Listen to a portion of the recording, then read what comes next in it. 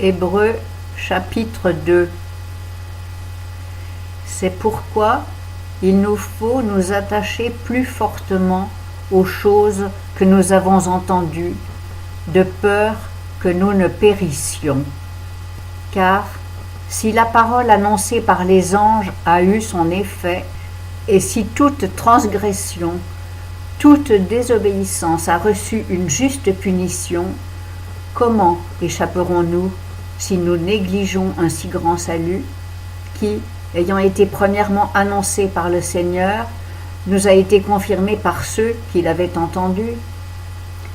Dieu même, appuyant leur témoignage par des prodiges et des miracles, par divers actes de sa puissance et par les dons du Saint-Esprit selon sa volonté. Car il n'a point soumis aux anges le monde à venir dont nous parlons. Mais quelqu'un a rendu ce témoignage quelque part en disant « Qu'est-ce que l'homme que tu te souviennes de lui, ou le Fils de l'homme que tu jettes les yeux sur lui? Tu l'as fait un peu inférieur aux anges, tu l'as couronné de gloire et d'honneur, et tu l'as établi sur les ouvrages de tes mains. Tu as mis toutes choses sous ses pieds, car Dieu, lui ayant assujetti toutes choses, n'a rien laissé qui ne lui soit assujetti. Or, nous ne voyons point encore maintenant que toute chose lui soit assujettie.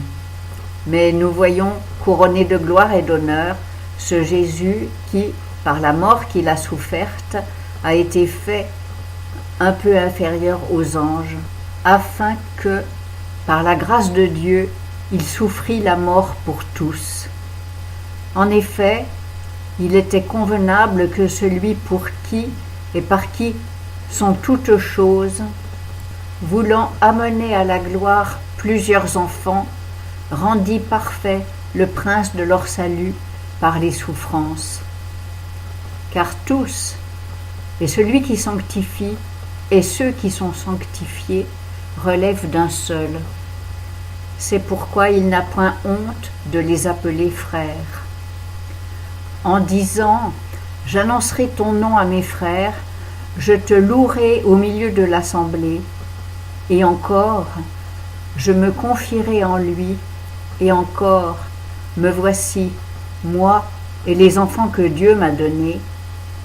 Puis donc, que les enfants participent de la chair et du sang, il en a aussi de même participé, afin que, par la mort, il détruisit celui qui avait l'empire de la mort, c'est-à-dire le diable, et qu'il délivra tous ceux qui, par la crainte de la mort, étaient toute leur vie assujettis à la servitude.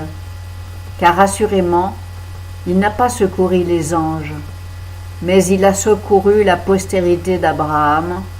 C'est pourquoi il a fallu qu'il devînt semblable en toutes choses à ses frères, afin qu'il fût un souverain sacrificateur, miséricordieux et fidèle dans les choses de Dieu, pour expier les péchés du peuple, car, ayant été tenté dans ce qu'il a souffert, il peut secourir ceux qui sont tentés.